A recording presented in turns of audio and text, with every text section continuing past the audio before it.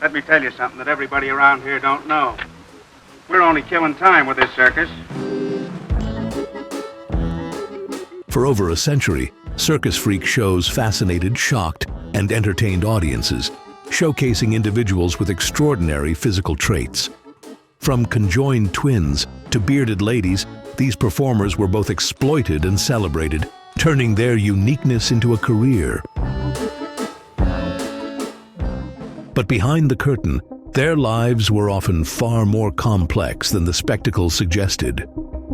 Who were these real-life circus freaks, and what became of them? Let's dive into the incredible and sometimes tragic stories of 20 performers who truly existed. Chang and Eng Bunker, the original Siamese twins. But while freak shows thrived on exaggeration and illusion, some performers didn't need embellishments to capture the world's attention. Their very existence was a marvel, none more so than Chang and Eng Bunker, the conjoined twins whose name would forever be linked to the phrase Siamese twins. Born in 1811 in Siam, now Thailand, Chang and Eng were joined at the chest by a small band of cartilage. Despite this, they lived remarkably independent lives, learning to run, swim, and even fight like any other children. Their unusual condition caught the attention of a British merchant who saw an opportunity to exhibit them. At just 17, they were taken on tour across the world, becoming an instant sensation. The twins quickly grew tired of being controlled by managers and took charge of their careers, negotiating their own contracts and earning a small fortune. After years in the public eye, they settled in North Carolina, married 2 sisters, and had a staggering 21 children between them. They even owned a plantation and, controversially, enslaved workers. But Chang and Eng weren't the only ones who turned their unique condition into a global sensation. Another performer, though much smaller in stature, reached heights of fame that few could ever dream of, rubbing shoulders with royalty and securing his place in history. General Tom Thumb, the little man who met a queen. Charles Stratton, better known as General Tom Thumb, was born in 1838 and stopped growing at just 6 months old. By the time he was 4, he stood at a mere 25 inches tall. His small stature caught the attention of P.T. Barnum, who transformed him into a global celebrity. Barnum dressed Stratton in military uniforms, taught him to sing, dance, and impersonate famous figures, and even fabricated a story about him being a European noble. Stratton's charm and talent made him a sensation. He performed for sold-out crowds across America and Europe, even earning an audience with Queen Victoria, an event that skyrocketed his fame. His wedding to fellow little person Lavinia Warren in 1863 was a national spectacle, attended by thousands. Schlitzie, the pinhead who became a film star. While some sideshow performers gained fame through talent and personality, others became icons simply by being themselves.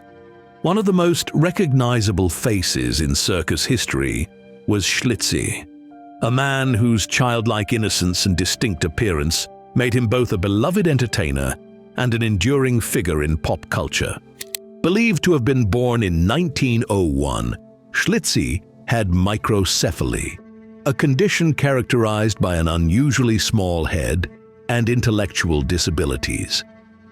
This condition, often misunderstood at the time, led to individuals like Schlitzie being labeled as pinheads in sideshows. His exact origins remain unclear. Some accounts suggest he was born in the Bronx, while others claim he was from Santa Fe. Regardless of where his life began, he spent most of it on display in circuses and sideshows, performing for major acts like the Ringling Brothers and Barnum and Bailey Circus. Schlitzie was often presented as the last of the Aztecs, or the missing link, a marketing gimmick that played into the public's fascination with the unusual.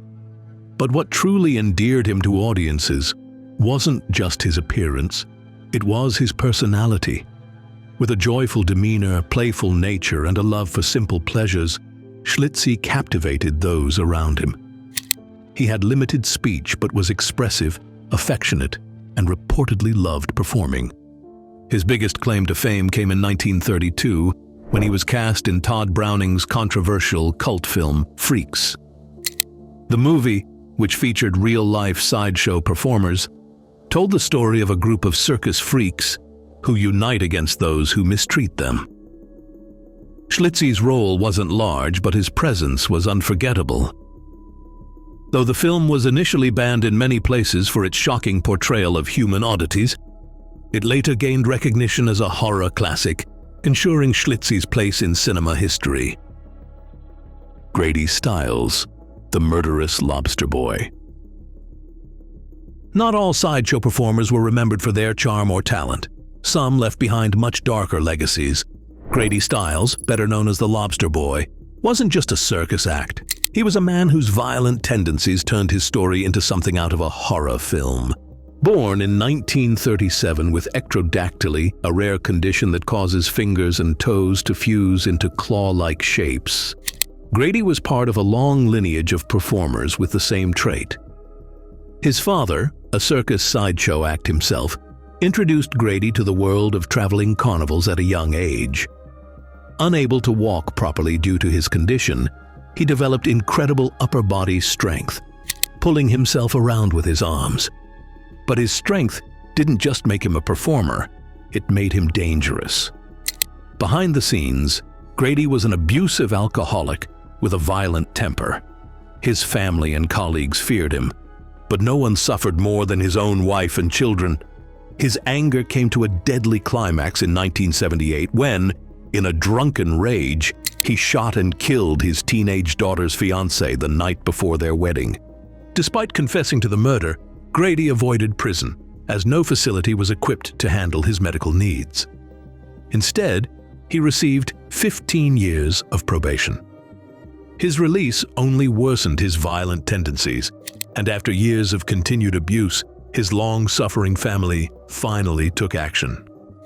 In 1992, his wife and stepson hired a hitman to end Grady's reign of terror. Myrtle Corbin, the four-legged woman. Some sideshow performers shocked audiences with their unusual features, while others left them in awe. Myrtle Corbin belonged to the latter category. Her rare condition set her apart, but her life proved that physical differences didn't have to define a person's happiness. Born in 1868 in Tennessee, Myrtle had a rare congenital condition known as dipygus, which caused her to be born with two separate pelvises and 4 legs. The 2 smaller legs, which were part of a twin that had failed to fully develop, were too weak to be functional. Despite this, Myrtle was otherwise healthy and grew up just like any other child. It didn't take long for showmen to take notice. By the time she was 13, she had joined the sideshow circuit, earning up to $450 a week, a fortune for the late 19th century. Billed as the four-legged girl from Texas, she became a star attraction, drawing crowds eager to see the young woman who had twice as many legs as everyone else. Unlike many performers, Myrtle was treated relatively well in the industry. Audiences were fascinated by her condition, but she was never subjected to the cruelty or exploitation that plagued others in the sideshow world. Her career, however, was only one part of her life. In her late teens, Myrtle left the stage and married a doctor named James Clinton Bicknell. Though many assumed her condition would prevent her from having children, she proved them wrong. Myrtle gave birth to 5 children, living a private and happy life away from the spotlight. Lionel the Lion-Faced Man. Not all sideshow performers were admired solely for their unusual traits. Some had an undeniable presence that made them unforgettable. Stefan Bibrowski, better known as Lionel the Lion-Faced Man, was one such figure. With a face completely covered in hair, he looked like something out of mythology. Yet his life was more tragic and complex than his stage persona suggested. Born in Poland in 1890, Stefan had a rare condition called hypertrichosis, which caused thick, golden blonde hair to grow all over his body, up to 8 inches long on his face. According to some accounts, his mother was horrified by his appearance and gave him away to a German showman at a young age.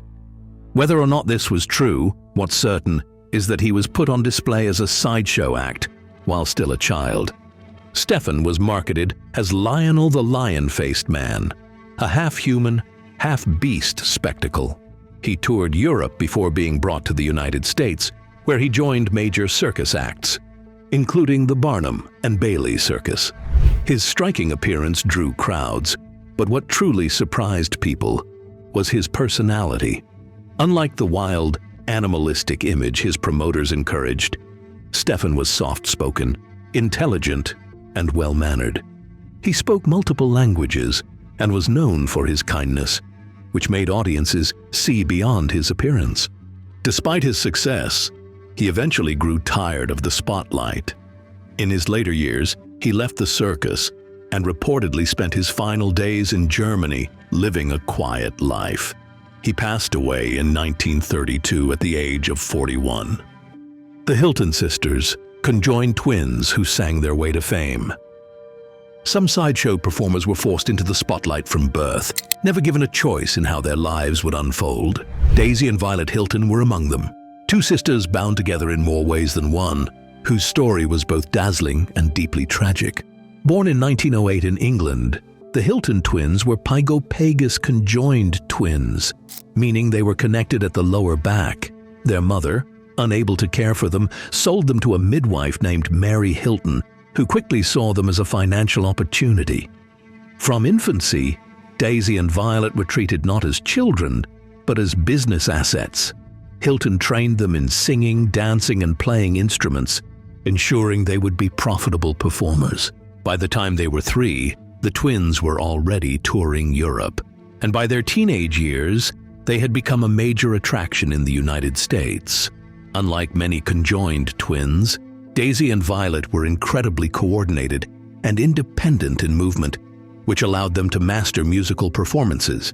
They played saxophone and violin, and were billed as the Hilton sisters, drawing huge crowds to vaudeville shows. However, despite their fame, they lived under strict control. They were never allowed to handle their own money or make decisions about their lives. It wasn't until 1931, when they sued their legal guardians, that they gained their freedom, and with it, their fortune. But by then, vaudeville was fading, and their earnings had been mismanaged. They struggled to find work outside of novelty acts, even appearing in the cult classic Freaks, 1932. Johnny Eck, the half-boy who lived a full life. Some performers in the sideshow world were defined by what they lacked, but Johnny Eck became famous for what he could do. Born without the lower half of his body, he didn't just survive, he thrived, proving that limitations are often only as real as we allow them to be. Born in 1911 in Baltimore, Johnny Eck was diagnosed with sacral agenesis, a rare condition that left him with a truncated torso and no functional legs. But unlike many who entered the sideshow business out of desperation, Johnny embraced it as an opportunity. From a young age, he showed remarkable upper body strength, using only his hands to walk, climb, and even perform acrobatics. His career began when a showman spotted him at a young age, and before long, Johnny was touring with major sideshows, including the Ringling Brothers and Barnum and Bailey Circus. Despite his condition, he never played the role of a helpless curiosity. He was an entertainer, a skilled illusionist, and even a trained magician. Audiences marveled at his ability to run on his hands and perform daring stunts. But Johnny's talents extended beyond the circus. In 1932, he landed a role in the cult horror film Freaks, where he played himself. Unlike some performers who were typecast or exploited, Johnny used his Hollywood experience to expand his career, later working as an artist, photographer, and even a race car driver. Prince Randian, the human torso who lit his own cigarettes. Some performers defied expectations in ways that left audiences speechless. Prince Randian, a man without arms or legs, didn't just exist, he thrived, turning simple acts of independence into feats of incredible skill. Born in 1871 in what is now Guyana, Prince Randian was born with tetra amelia syndrome, a rare condition that left him completely limbless. Despite this, he lived a remarkably independent life, proving that limitations were often a matter of perspective.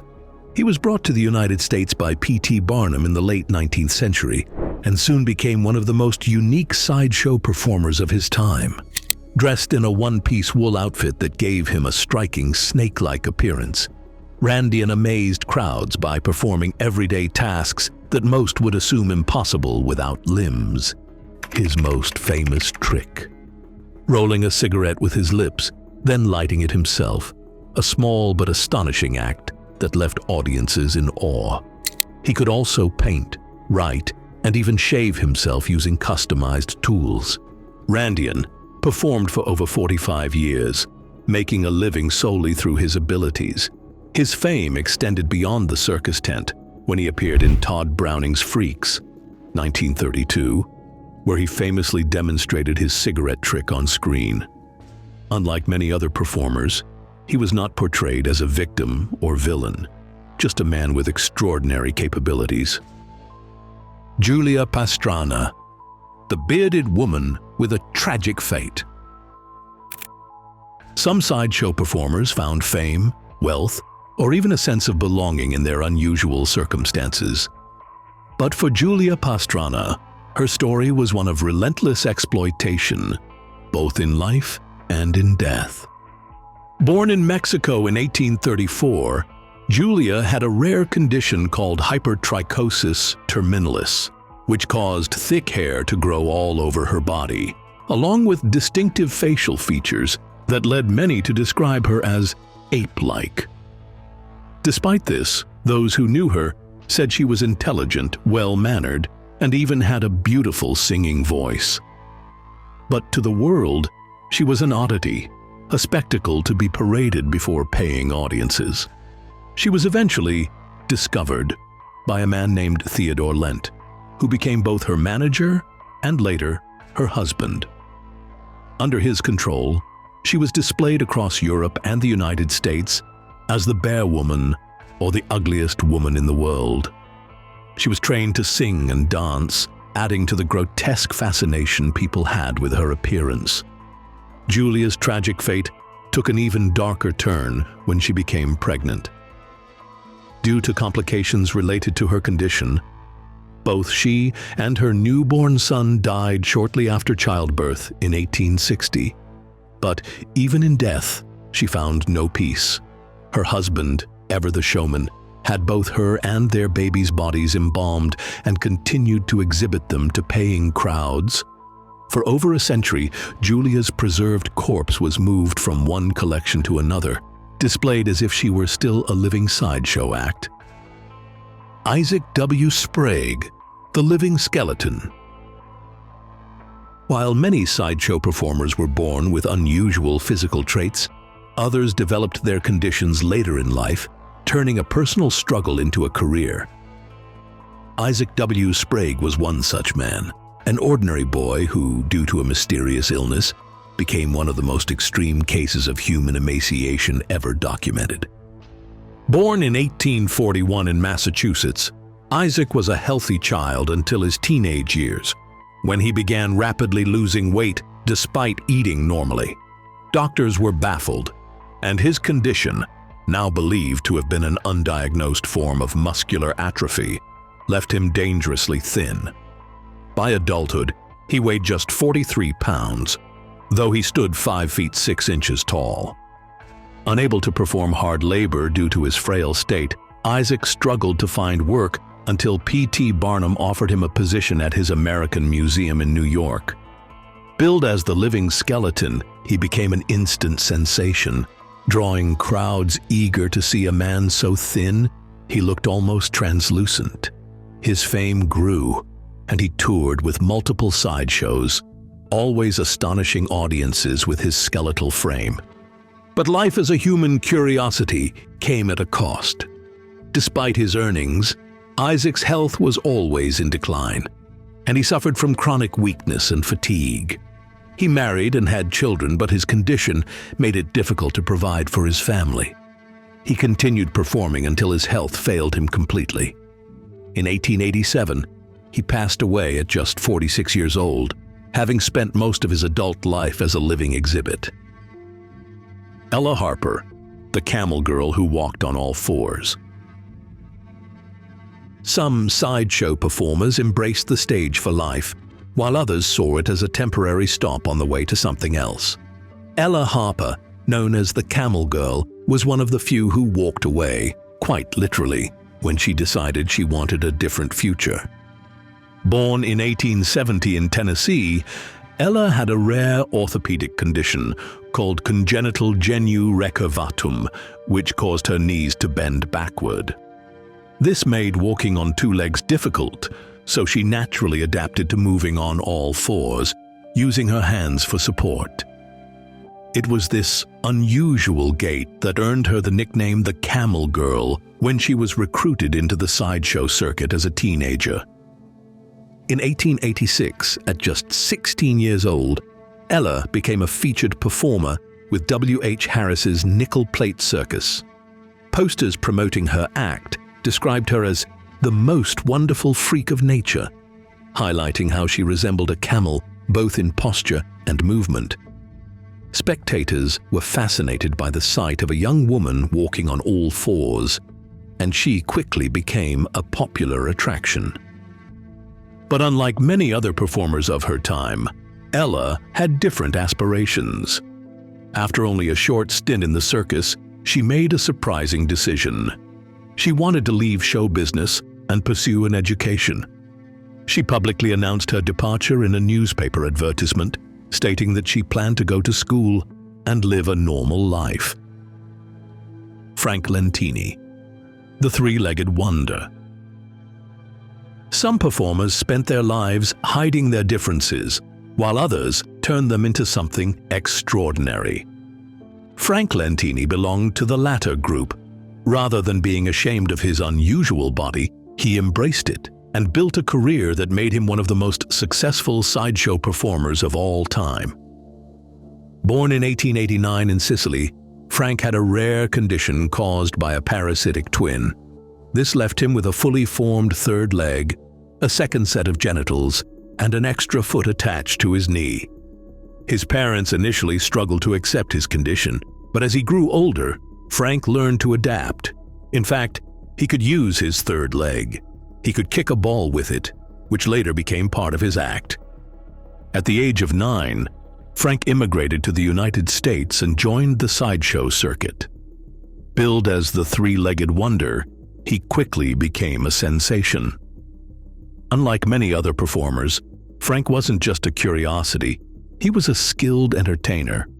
He played soccer on stage, rode a custom-made bicycle, and joked about his condition with humor and charm. His confidence made him a star, and he worked with top traveling shows, including Ringling Brothers and Barnum and Bailey. Despite his unusual condition, Frank led a remarkably normal life outside the stage. He married, had 4 children, and was known for being a warm and charismatic man. He continued performing well into his 60s and remained a beloved figure in the sideshow community until his passing in 1966. Annie Jones, the bearded woman who fought for dignity.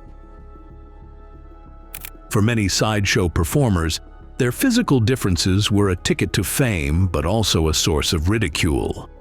Annie Jones, however, wasn't just a performer. She became an advocate, working to change how society viewed those who were once labeled as freaks. Born in 1865 in Virginia, Annie had a condition known as hirsutism, which caused excessive hair growth all over her face and body. By the time she was just a few months old, her parents realized she was different. Instead of hiding her, they took a bold step, agreeing to exhibit her in P.T. Barnum's American Museum. At just 9 months old, She was billed as the infant Esau, a reference to the biblical figure known for being covered in hair. Unlike many sideshow performers who were treated as mere curiosities, Annie grew up under Barnum's management and became a well-known figure in the industry. As she matured, she developed a sophisticated, confident stage presence. She wasn't just a bearded woman. She was a talented performer and an articulate speaker. By adulthood, she proudly embraced her appearance and used her fame to challenge the stigma surrounding sideshow acts. Annie was especially vocal about the treatment of sideshow performers, advocating for them to be recognized as entertainers rather than mere oddities. She despised the term freak and worked to distance herself and others from the exploitative nature of the industry. Joseph Merrick, the Elephant Man. Some sideshow performers embraced their careers, turning their physical differences into fame and fortune. But for Joseph Merrick, better known as the Elephant Man, life in the spotlight was never truly about entertainment. It was about survival. Born in England in 1862, Merrick's early years were relatively normal. However, as he grew older, his body began developing severe deformities, including an oversized skull, thickened skin, and enlarged limbs.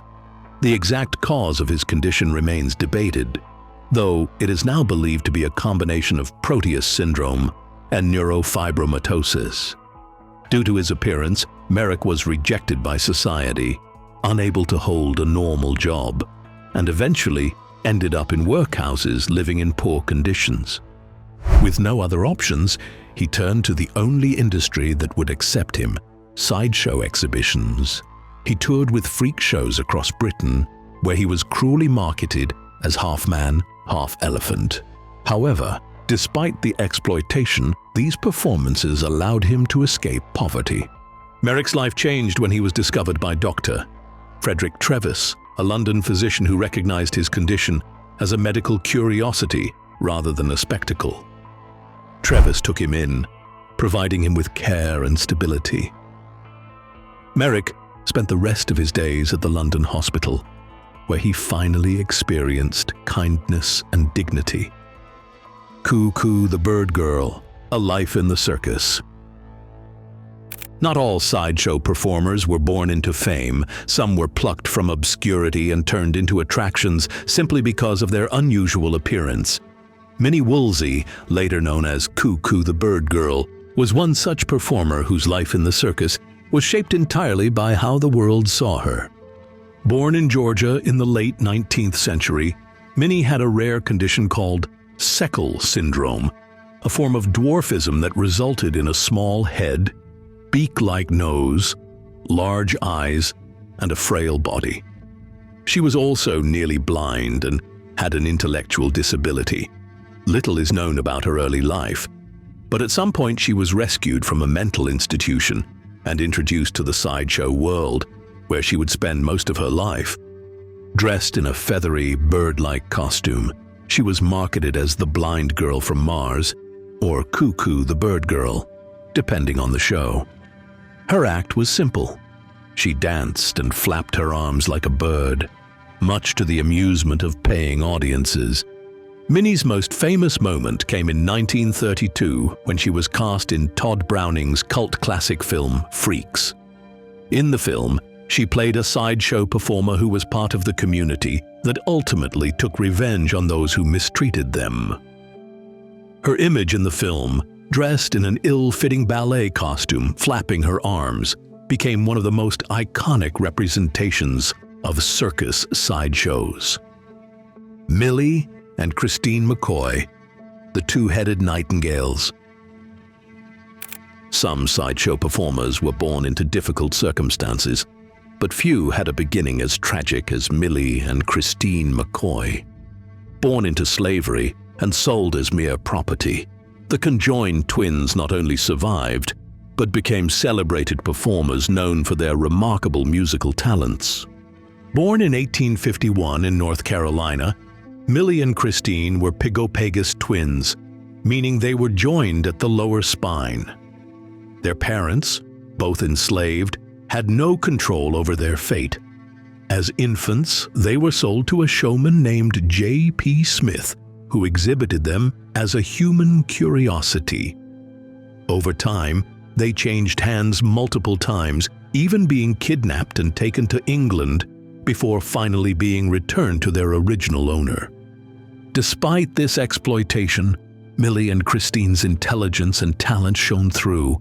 They learned to read and write, spoke multiple languages, and most notably, developed their singing skills.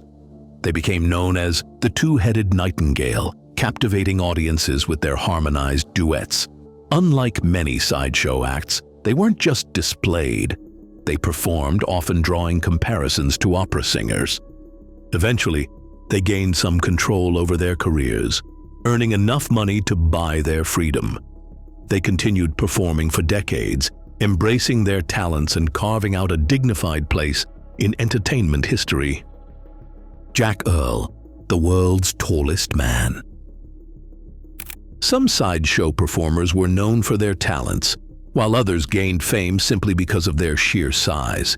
Jack Earl fell into the latter category, but unlike many who spent their entire lives as human curiosities, he managed to transition from the circus to a career in Hollywood. Born in 1906 in Texas, Jack was of average size until he developed acromegalic gigantism, a rare condition that caused his body to grow at an extraordinary rate.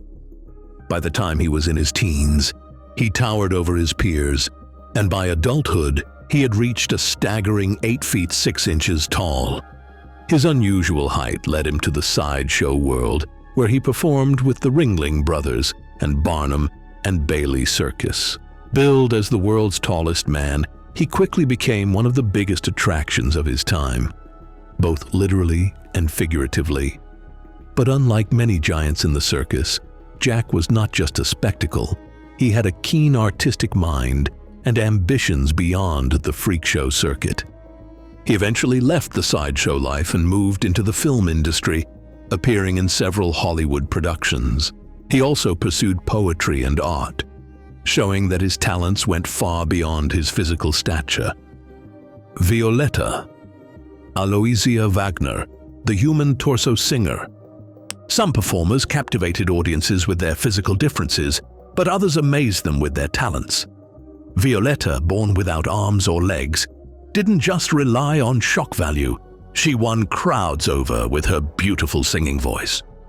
Born in 1906 in Germany, Aloysia Wagner, known as Violetta, had tetra-amelia syndrome, a rare condition that left her without any limbs. In an era when those with disabilities were often hidden from society, Violetta defied expectations. Rather than being limited by her condition, she used it to create a career and embrace the stage on her own terms. She was introduced to the sideshow circuit as the human torso, but unlike many performers, she wasn't displayed merely for her appearance. Her voice became the main attraction.